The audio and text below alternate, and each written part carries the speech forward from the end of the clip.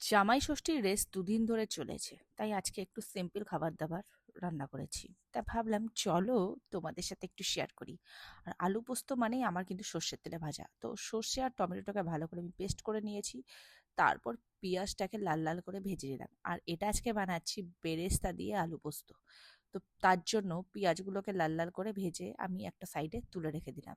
তারপর ওই তেলের মধ্যেই আমি এখানে দিয়েছিলাম কালো জিরে, শুকনো লঙ্কাটা খুঁজে পেলাম না। তারপর দিয়ে দিয়েছিলাম এখানে আলুগুলো কেটে রেখেছিলাম সেগুলো, তারপর দিয়েছিলাম স্বাদ অনুসারে নুন, দিয়ে ভালো করে নাড়াচাড়া করে নিলাম আলুগুলোকে। তারপর এখানে দিয়েছিলাম কিছু গোটা কাঁচা লঙ্কা, মেয়ে খাবে তো, ও তো আবার ঝাল খেতে পারে না। তারপর এখানে জল দিয়ে এটাকে সিদ্ধ হতে রেখে দিলাম আলুগুলোকে বেশ কিছুক্ষণ। আর এদিকে কুমড়োগুলোকে কেটে নিয়েছি সর্ষের তেলের মধ্যে।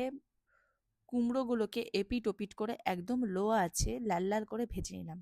ততক্ষণ অবধি ভাজতে হবে যতক্ষণ না পর্যন্ত সেদ্ধ হয়ে আসছে, তো কিছুক্ষণ ওয়েট করতেই হবে।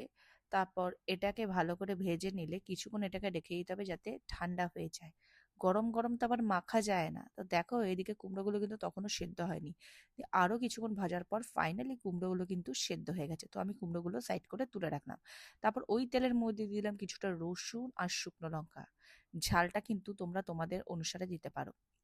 তারপর এগুলোকেও সাইডে তুলে রেখে কিছু কেটে রাখা পেঁয়াজের মধ্যে দিয়ে দিলাম, পেঁয়াজগুলোকে না 80% ভাজলাম।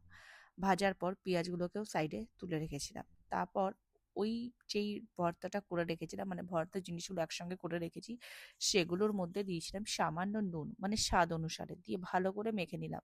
যখন মাখছি না প্রচুর গরম লাগলো, তো ভাবলাম চলো আলুটা তো এদিকে সিদ্ধ হয়ে গেছে, আলুর মধ্যে দিয়ে দিই পোস্ত।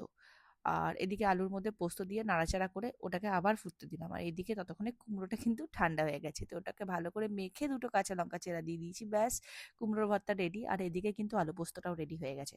আলু পোস্ত রেডি হওয়ার সঙ্গে সঙ্গে ছড়িয়ে দিলাম বেরেস্তা, ব্যাস আজকে দুপুরের মেনু কিন্তু আমাদের রেডি।